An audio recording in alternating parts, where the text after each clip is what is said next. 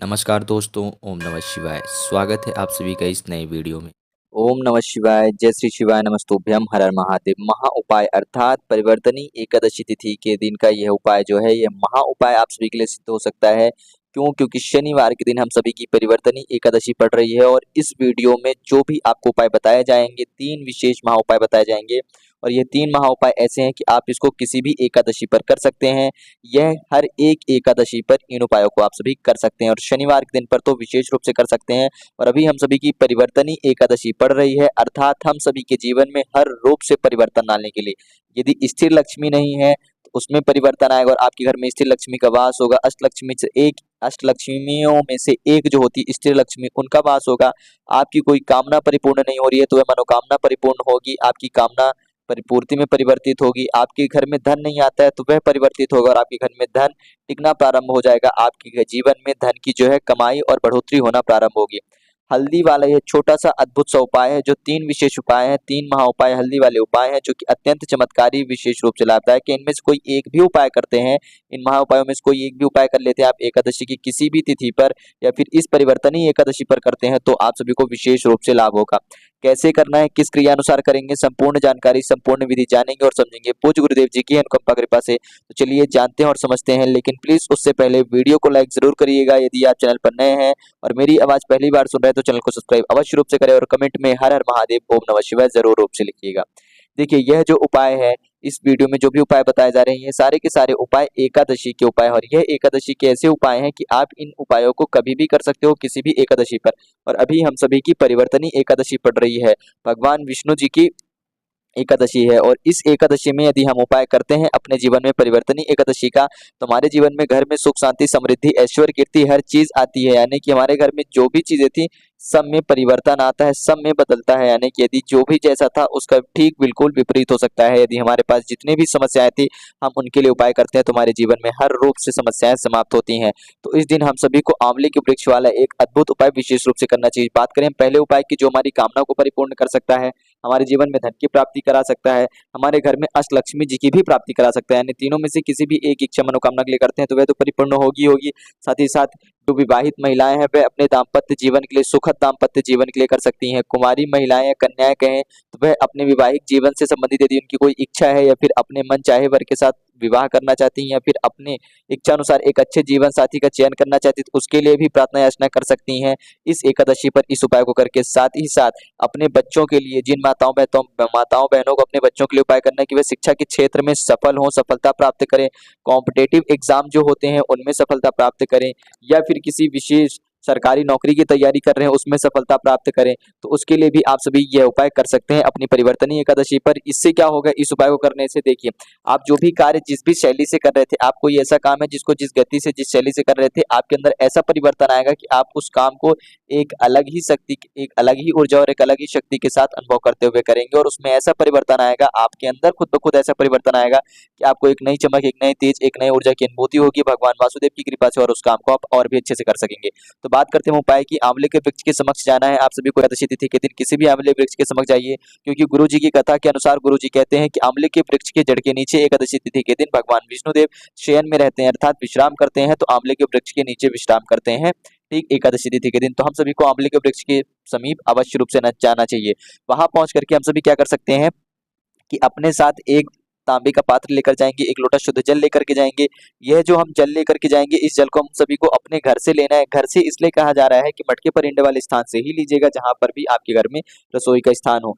क्यों? क्योंकि कुछ लोग क्या करते हैं कि घर से जल नहीं लेते हैं, वह बाहर से जल ले लेते हैं और बाहर चाहे वह जल खरीद लेते हो या फिर बाहर किसी मंदिर में जाते हैं, वहां पर देखते हैं कि हैंड पंप की व्यवस्था है, जल की व्यवस्था है, जल वहां पर पर्याप्त रूप में मिल रहा है, उपलब्ध है, तो वहां से जल लेकर के अपने इस खाली पात्र को भर करके प्रयोग कर लेते हैं, उपाय कर लेते हैं, पूजन विधि कर लेते हैं। ऐसा बिल्कुल गलत होता है, ऐसा ना करें।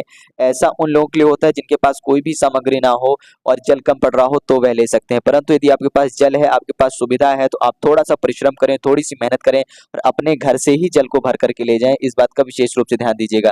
क्या करना है, आप सभी को अपने घर से ही जल भर करके ले जाना है। इस बात का ध्यान देते हुए आप अपने घर से जल भर करके ले जाएंगे। एक लोटा शुद्ध जल ले लिया है, एक चुटकी हल्दी ले लिया। अब यह दोनों चीजें लेकर के आप किसी भी आंवले वृक्ष के नीचे पहुंचेंगे।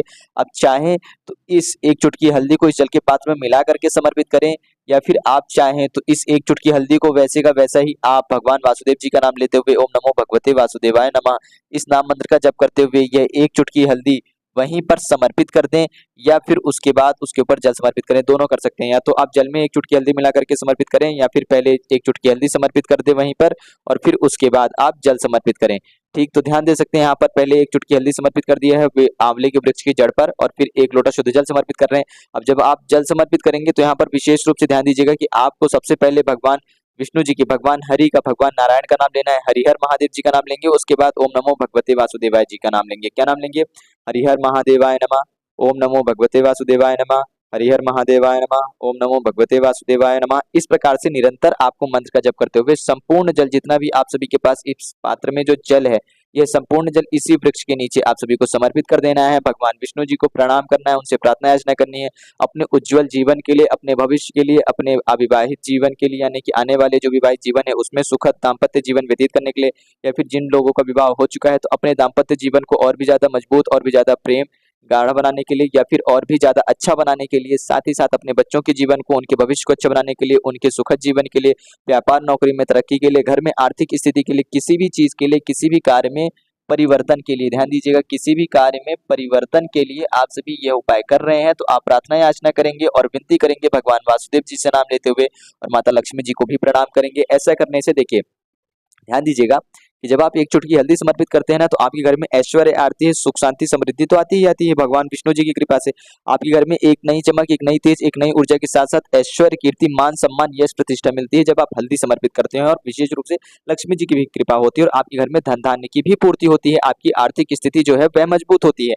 और जब आप जल समर्पित कर रहे हो भगवान वासुदेव और हरि जी का नाम लेकर के, अर्थात भगवान महादेव जी का और भगवान हरि जी का नाम लेकर के, तो आपके घर में जो कष्ट है, जो पीड़ाएं हैं, जो समस्याएं हैं वह दूर होती हैं और आपके जो जीवन में परिवर्तन आता है, यानी कि जो दुखद समय चल रहा था, जो विपरीत समय चल रहा था, जो कष्ट भरे समय चल रहा था, वह परिवर्तित होता है और आपके सुखद समय में आपका सौभाग्यमय जो समय है, जो जीवन है वह चालू होता है और दुर्भाग्य आपका दूर होता है। तो इस प्रकार से हम सभी को एक छोटा सा उपाय जरूर रूप से करना चाहिए, किसी भी एकादशी को कर सकते हैं।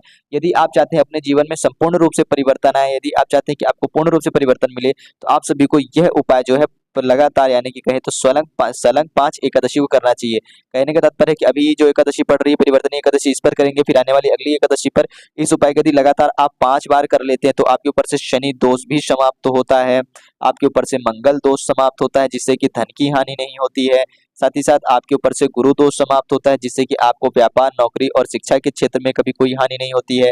यदि आप 5 शनिवार इस उपाय को कर लेते हैं तो इस बात का ध्यान दीजिएगा कि यदि आप अपने जीवन में संपूर्ण रूप से परिवर्तन चाहते हैं, यदि आप अपने पूरे वर्ष में, इस पूरे वर्ष को सुखद में और शांति में बनाना चाहते हैं, सौभाग्यशाली बनाना चाहते हैं, तो 5 गुरुवार कहें या फिर 5 एकादशी आप सभी को लगातार इस उपाय को जरूर करना चाहिए। जो पहला उपाय बताया गया है, केवल आंवले के वृक्ष में एक चुटकी हल्दी और एक लोटा शुद्ध जल ले जाकर के समर्पित करना है, केवल इतना करना है। सुबह से लेकर के शाम तक में कभी भी कर सकते हो। 5 एकादशी कोई बड़ी बात नहीं, केवल एक एक दिन, यानी आप यहाँ खुद ही ध्यान दो, 15 दिन में, 10 दिनों में एक बार आएगी एकादशी, आपको करना है, कोई बड़ी बात नहीं, जरूर करिएगा, आपके जीवन में आपको खुद इसका लाभ दिखेगा। तो इस उपाय को अवश्य रूप से करें। बात करते हैं अपने अगले और दूसरे उपाय की। तो देखिए, अभी हम सभी की परिवर्तनीय एकादशी चल रही है और इस एकादशी में यदि हम चाहते हैं कि हमारा भाग्य उदय हो, हमारा जो भाग्य है वह परिवर्तन हो, दुर्भाग्य चल रहा है हमारे जीवन में, कष्ट, पीड़ा, संकट, विघ्न, बाधाएं चल रही हैं, इन सब में परिवर्तन आए और हमारे जीवन में सुख, शांति, समृद्धि, ऐश्वर्य, कीर्ति है, हम अपने कार्य को अच्छे से कर सकें, हम जिस भी कार्य का, जिस भी काम का जो भी पीड़ा उठा रहे हैं उस काम को परिपूर्ण कर सके, माता लक्ष्मी जी की विशेष कृपा पा सके, भगवान वासुदेव जी की अनुकंपा कृपा से माता लक्ष्मी जी का हमारे घर में वास हो, तो हम सभी को एक स्थिर लक्ष्मी का, यानी कि हमारे घर में अष्टलक्ष्मी जी की कृपा हो। अष्टलक्ष्मी जी की कृपा में से, अष्टलक्ष्मी जी की कृपाओं में से यदि एक लक्ष्मी भी हमारे घर में वास करती है, अर्थात स्थिर लक्ष्मी हमारे घर में माता लक्ष्मी जी वास करती हैं, बैठ जाती है, तुम्हारे घर में धन की बढ़ोतरी होती है, धन टिकना प्रारंभ हो जाता है और हमको धन समझ में आता है। कहने का तात्पर्य है, यदि आपके घर में 100 रुपए की कमाई हो, ठीक, आपकी जो कमाई है वह 100 रुपए है और जो आपका खर्च है वह आपका 200-300 रुपए है। और ऐसा क्यों? क्योंकि आपके पास कोई ना कोई नई समस्या, नई पीड़ा, नई बाधा, कोई ना कोई नया काम या नई परेशानी आ जाती है जिसकी वजह से आपका जो खर्च है वह बढ़ जाता है और आपकी कमाई उतनी की उतनी है। और साथ ही साथ इस वजह से आपके घर में स्थिरता नहीं आ रही है, धन में स्थिरता नहीं आ रही है और आप अपना कोई भी नया काम, नया बिजनेस, नया व्यापार या अपने घर में तरक्की नहीं कर पा रहे।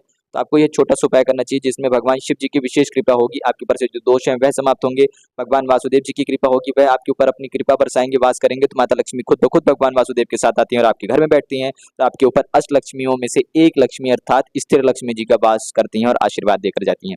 क्या करेंगे?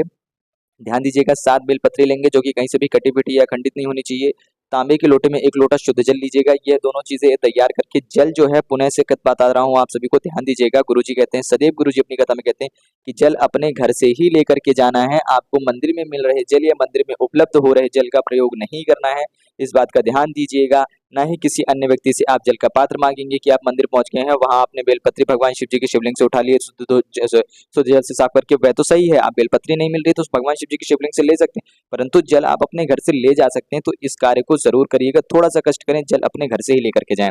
यह दोनों सामग्री भगवान शिव जी के मंदिर लेकर के पहुंचेंगे। वहां पहुंच करके देखिए, आपको संपूर्ण 7 बेलपत्रियां इसी जल के पात्र में मिला देनी है। 7 बेलपत्रियां आप जल के पात्र में मिलाएंगे, भगवान वासुदेव जी का नाम लेंगे, ओम नमो भगवते वासुदेवाय, यह नाम जप करते हुए आप सभी को यह 7 बेलपत्रियां यहाँ पर देख रहे होंगे, अनेक बेलपत्री हैं, तो 7 बेलपत्रियां इस जल के पात्र में मिला देंगे। घर में यदि आप सभी के मन में प्रश्न होगा कि भैया हमारे पास इतनी बेलपत्री घर पे तो नहीं है, हम भगवान शिव जी के मंदिर जब जाएंगे तभी हमको बेलपत्री मिलेंगी, तो कोई बात नहीं, आप जल घर से तैयार कर लो, शिव जी के मंदिर के पास पहुंचो, एक अलग से 1 लोटे में जल लेकर के जाओ, भगवान शिव जी के शिवलिंग से बेलपत्रियों को उठाओ, यहाँ पर जो बेलपत्री समर्पित है उन बेलपत्रियों को उठाओ यहाँ से, और फिर उन बेलपत्रियों को अच्छे से शुद्ध जल से साफ करके, जो आप अलग से जल लाए हो उससे साफ करने के बाद इसी जल के पात्र में डालो और मिला करके आप आगे का अपना क्रिया, अपने उपाय को करना प्रारंभ कर सकते हैं। आप क्या करेंगे, जब आपके पास बेलपत्री आपने इस जल के पात्र में मिला ली है, संपूर्ण क्रिया कर ली है, तो आप भगवान शिव जी का नाम लेंगे। श्री शिवाय नमस्तुभ्यम का जाप करते हुए नंदी जी के चरणों में, ध्यान दीजिएगा कि नंदी जी के चरणों में उठे वाले पांव में, यहाँ पर जो पांव उठा हुआ दिख रहा है, इस पांव पर आपको संपूर्ण जल समर्पित कर देना है, परंतु बेलपत्री नहीं समर्पित होनी चाहिए। इस बात का विशेष ध्यान दीजिएगा कि संपूर्ण जल समर्पित कर देंगे, परंतु आप सभी की बेलपत्री नहीं समर्पित होगी, इसको याद रखिएगा।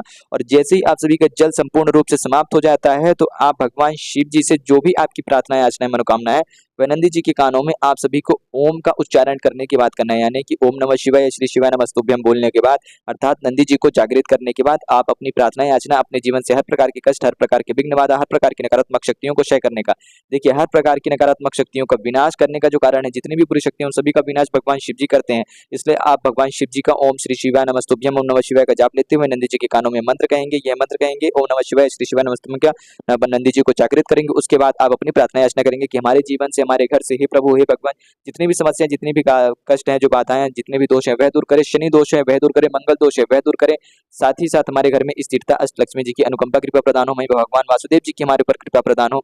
जिस प्रकार भगवान हरि आपको प्रिय हैं, भगवान हरि को आप प्रिय हैं, ठीक उसी प्रकार हम भी भगवान हरि को प्रिय हो जाएं, भगवान हरि हमारे ऊपर अपनी विशेष अनुकंपा कृपा बरसाएं, इस प्रकार से प्रार्थना करेंगे। और बची हुई जो शेष आपके पास बेलपत्रियां हैं, इस जल के पात्र से निकाल करके भगवान शिव जी के पास अंदर जाएंगे गर्भगृह में, और उनके पास खड़े होंगे, उत्तर दिशा की तरफ अपना मुख करेंगे, ध्यान दीजिएगा, उत्तर दिशा की तरफ अपना मुख करके 7 की 7 बेलपत्रियां आप सभी को एक साथ समर्पित कर देनी है। और बेलपत्री की जो डंडी है वह जलाधारी के अंतिम छोर की तरफ रहनी चाहिए। ध्यान दीजिएगा कि जलाधारी की तरफ बेलपत्री की डंडी रहेगी। ये जो डंडियां देख रहे हैं जलाधारी की तरफ है, और आप यहाँ पर खड़े हैं तो पत्तियों का मुख आपकी तरफ है, 7 बेलपत्रियों का, एक एक करके 7 बेलपत्री समर्पित करिएगा।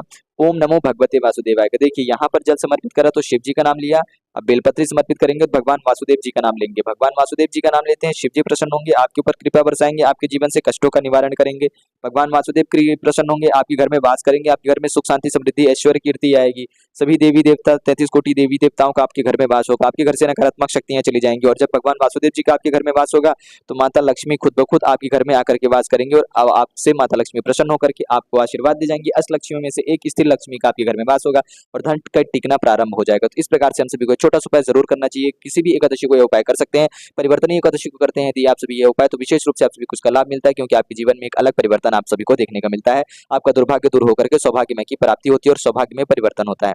बात करने में अपने अगले अंतिम तीसरे और सबसे विशेष महत्वपूर्ण उपाय की, तो देखिए एकादशी तिथि सबसे ज्यादा विशेष होती है। सभी एकादशी तिथियों में हम सभी का ऐसा मानना है, गुरुजी कहते हैं कि उस दिन माता तुलसी जी जो है एक भगवान विष्णु जी की सेवा अर्चना में उपस्थित होती हैं। तो हम सभी को एकादशी तिथि के दिन माता तुलसी जी को स्पर्श नहीं करना चाहिए, नहीं तुलसी के पत्ते तोड़ने चाहिए, उनको किसी भी रूप से तंग नहीं करना चाहिए, नहीं तो हमें किसी न किसी रूप से हम पाप के फलदायक होते हैं, पाप के दोषी होते हैं।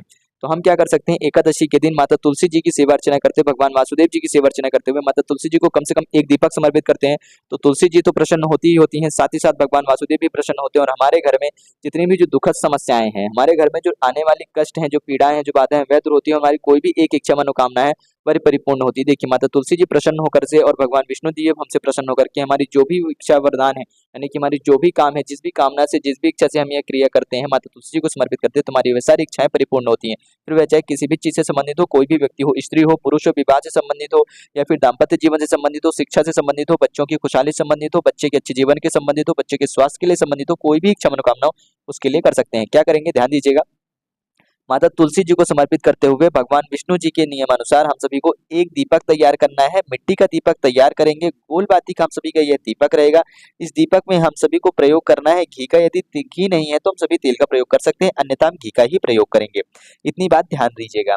घी का दीपक तैयार कर लिया है, मिट्टी का दीपक है, गोल बाती का है, ठीक। गोल बाती का आपने दीपक तैयार करा घी का। अब इसी दीपक में 1 से 2 चुटकी हल्दी डालेंगे।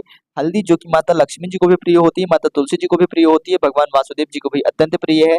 अब इसी हल्दी मिश्रित इस या 1 चुटकी हल्दी को आपको इस दीपक में डाल करके भगवान वासुदेव जी के नियमित माता तुलसी जी के समीप जाना है। बिना तुलसी जी को स्पर्श किए हुए तुलसी जी की आरती करना है, पूजा आराधना करेंगे। नहीं आती है आरती, आपको मंत्र नहीं आता है, तो भगवान वासुदेव जी का नाम मंत्र लेंगे, ओम नमो भगवते वासुदेवाय का 11 बार जाप करेंगे। क्योंकि एकादशी तिथि के दिन कर रहे हैं या फिर गुरुवार के दिन कर रहे हैं, तो भी आप सभी को 11 बार भगवान वासुदेव जी का नाम लेना है।